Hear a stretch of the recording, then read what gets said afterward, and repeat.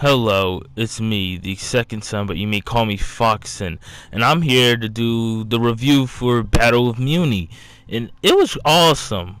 Let's start off. Look, I'm not going to do an entire thing about the movie, that would take too long, so I'm just going to scrunch through the parts I remember the most that were memorable. But let's start it out. Alright, so we start off where we left off, where, well, maybe a day or two afterwards, Michael is crying in the kitchen, and his mom comes down with a 9 iron. I think that's what she calls it. It's basically a golf club, and well, she's trying to cheer him up and everything, and it's not working, and Star's being a creep, spying on him and all that good junk. And well, as that happened, like, the magic in the universe is run out really fast, where everything is kind of disappearing and all that stuff. So after the magic disappeared, they lost their cart in the water corn. They had to go on this little misadventure that went nowhere, but they ended up going to their destination where they needed to go. And apparently the princesses or queens of Mewni go to this one sanctuary which is guarded by a crocodile, and it's like a monument to that blue dude with the pink diamond on his head. Can't think of his name, even though he was there. Yeah. So when that gets through, you learn like the magic is really tamped because it's this black tar-like substance, and they can't revive the magic commission and all that stuff. And Moon tells Star that they need to stay there because there's no hope of them defeating Toffee. And like, Star wants to go out there. She wants to fight. She wants to end this guy. And Moon tells her that you can't. And there's reason. I want to keep you safe, or a lot of good emotional junk. And she tells her, like, Toffee killed my mother along with his men. And now at some point they have a flashback, but I don't know if it's Moon telling her that or her flashing back. But either way, it went down like this. Alright, this guy had a general, and his general revolted, started a war, and he killed the Queen of Mewni, who was Queen Moon. I actually don't know who her name was. Well, killed her, and as she did that, she went to Eclipsa to learn a spell to kill immortals, because they was called the Lizardmen, and they heal really fast. I think that guy was there. That creepy old lady let him grow in a car? I think he was there too. But she went there, and I swear to you, she ended it with one shot after his finger got detached, and that was the end. That was it. They got scared and ran away, and I was sitting there like, really? That's so anticlimactic. You saying like that was it? Toffee just lost his middle finger at end of war. That tells you how weak they were. I mean, like, how weak their conventions were. Like, one man loses his finger. I thought this was like the rebellion, so monsters can have even footing with humans or something. No. It ended with one shot because a guy couldn't regen his finger. What about everyone else who was fighting? You just had like 3 lizard people there. Everyone else would have, like, what? That's just me though. And after that, I skipped the part. Alright, she went to Eclipsa. Eclipsa wanted to get a snack bar and teach her spell. It's kind of weird because 300 years ago there were still vending machines. Wow.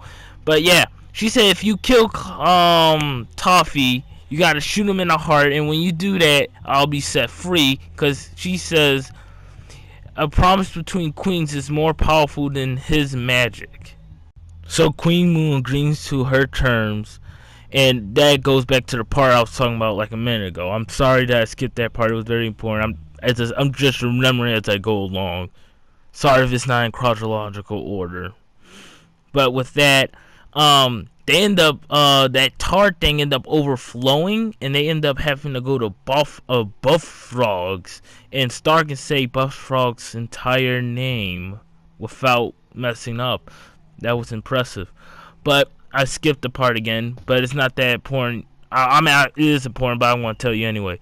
Um, while that was happening, the king of Mewni was having a party every day that Moon was gone, and it was crazy. It was a party every day. Oh my gosh!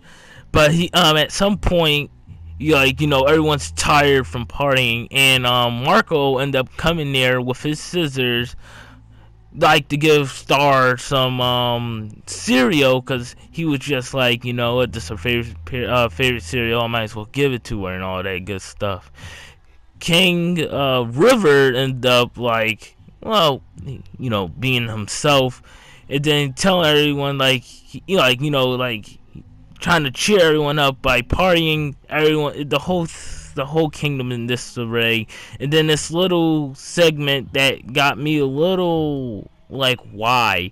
Like it was a monster in the cornfield. It came over. He told it to shoot. They ended up getting battle ready, and then they ended up having an argument about it. And then he said, "I came over here for nothing." He walks away. They cheer, and then Ludo comes out and take the kingdom, and they end up being in the dungeon. Now let's go back to Star. So Star meets Buff Frog, and his mom meets Moon meets him, and they end up talking and all this good stuff. End up having some they end up talking really badly about each other with how they was raised in their culture, basically like saying you're a baby eater, and you they just saying like they're bigots. And then they end up respecting each other for the love of their children.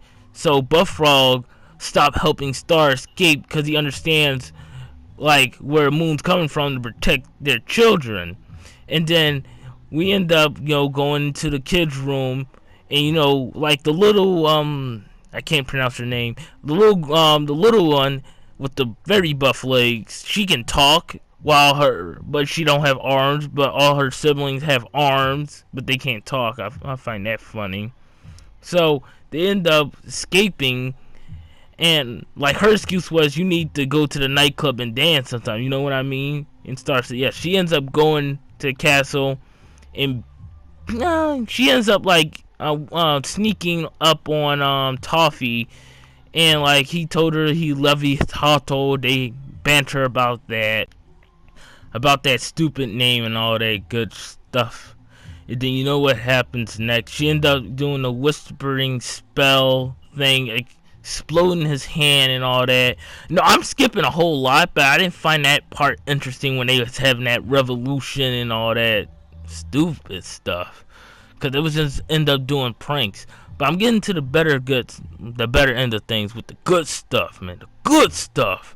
So what happens is she ends up exploding his hand, and then she figured out what Toffee did. During that explosion, the crack into the wand allows an opening where you can enter into the wand, or at least like a subspace in between, because we already know what the wand looks like, well, from the spell's perspective. But either way, yeah, she ends up going in there, and Toffee's in there and everything, and he turned all the magic black and all that. And then he got Moon to give him the finger, saying he won't release her, and he ended up getting his body back in its entirety and spitting Ludo out like he was garbage. And once that was done, oh my gosh, he crushed the other half of the wand, and she's gone now, and walks away. And Queen Moon ends up bringing her mojo, trying to fight this man to hand combat. He grabbed both of her fists and pushed her down. Oh yeah, and she also did that spell again that made her black scars grow, but it didn't do nothing because there's no magic. So he ended up pushing her in the ground. But before that, Marco got so mad, he punched a hole in this man's chest.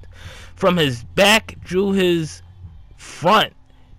He broke his ribs and his muscles, and he punched straight through him. He tossed him aside like he was nothing but a solid. Then we cut to Star and the wand trying to escape, well, trying to survive really, and she ends up finding her little magic, and then she's back with Glossrick. Oh my god, it took me that long to figure out his name. She's back with Glossrick, and he got this dude. He said they had a conversation. He said, you still think I'm a skimmer, but I'm a dipper, and she ends up transforming into her butterfly form and everything. It was beautiful, to be truthful. Grow out her Satan horns, got her 6 arms going with her butterflies turned solid gold, and almost incinerated him. And that's basically how it ends. Peace, man. That was a good episode. Like and subscribe if you want more.